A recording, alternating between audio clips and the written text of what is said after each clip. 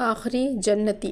عبداللہ بن مسعود رضی اللہ عنہ سے مروی ہے کہ رسول اللہ صلی اللہ علیہ وسلم نے فرمایا، جنت میں آخر میں داخل ہونے والا جو شخص ہوگا، کبھی وہ اٹھ کر چلنے لگے گا، کبھی وہ منہ کے بل گرے گا، کبھی اسے آگ لپیٹ لے گی، پھر جب وہ آگ سے نکل آئے گا تو اس کی طرف دیکھے گا اور کہے گا، بابرکت ہے وہ ذات جس نے مجھے تم سے نجات دی۔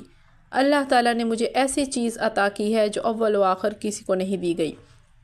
اس لیے ایک درخت دکھائی دے گا اور کہے گا، اے میرے رب، مجھے اس درخت کے نزدیک کر دے، میں اس کا سایہ حاصل کر سکوں اور اس کے پانی میں سے چند گھونٹ پی لوں۔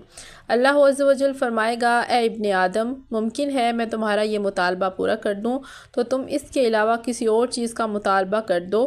وہ کہے گا، نہیں اے رب، اور عہد کرے گا کہ اس کے علاوہ کوئی اور مطالبہ نہیں کروں گا، اور اس کا رب اس کا عذر قبول کرے گا کیونکہ وہ دیکھے گا کہ اس سے صبر نہیں ہو رہا۔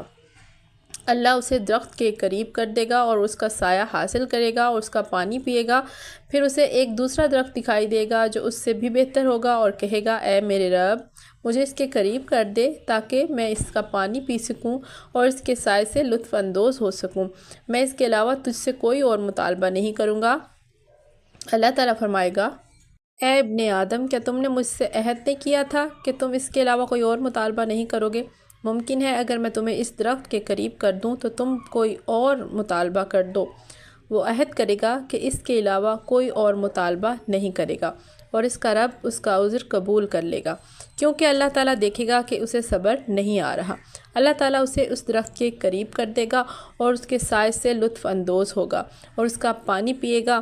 پھر جنت کے دروازے کے پاس ایک اور درخت دکھائی دے گا جو پہلے دونوں درختوں سے زیادہ خوبصورت ہوگا۔ وہ کہے گا، اے میرے رب، مجھے اس درخت کے قریب کر دے تاکہ میں اس کے سائے سے لطف اندوز ہو سکوں اور اس کا پانی پی سکوں۔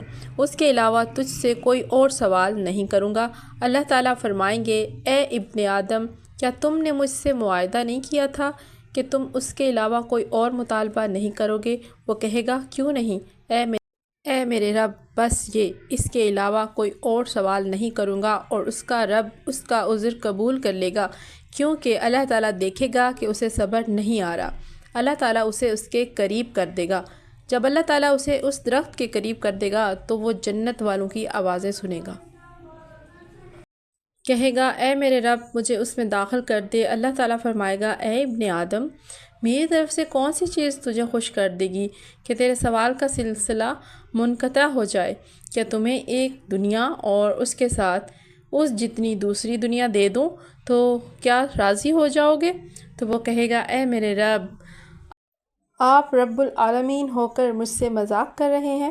عبداللہ بن مسعود رضی اللہ عنہ ہنس پڑے، کہنے لگے، کیا تم مجھ سے پوچھو گے نہیں کہ میں کیوں ہنسا؟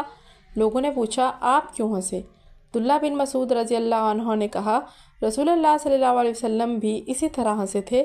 لوگوں نے کہا، اے اللہ کے رسول صلی اللہ علیہ وآلہ وسلم، آپ کیوں ہنسے؟ آپ صلی اللہ علیہ وسلم نے فرمایا، اے رب العالمین کے ہنسنے کی وجہ سے جب اس نے کہا، کیا آپ رب العالمین ہو کر مذاق کر رہے ہیں؟ اللہ تعالیٰ فرمائے گا، میں تم سے مذاق نہیں کر رہا، لیکن جو میں چاہتا ہوں اس پر قادر ہوں۔ السلسلہ 1429، جنت اور جہنم کا بیان، اور یہ صحیح حدیث ہے۔ اور اگر آپ کو یہ حدیث اچھی لگی ہے تو اس کو لائک کریں اور چینل کو سبسکرائب کر لیں۔ اللہ حافظ۔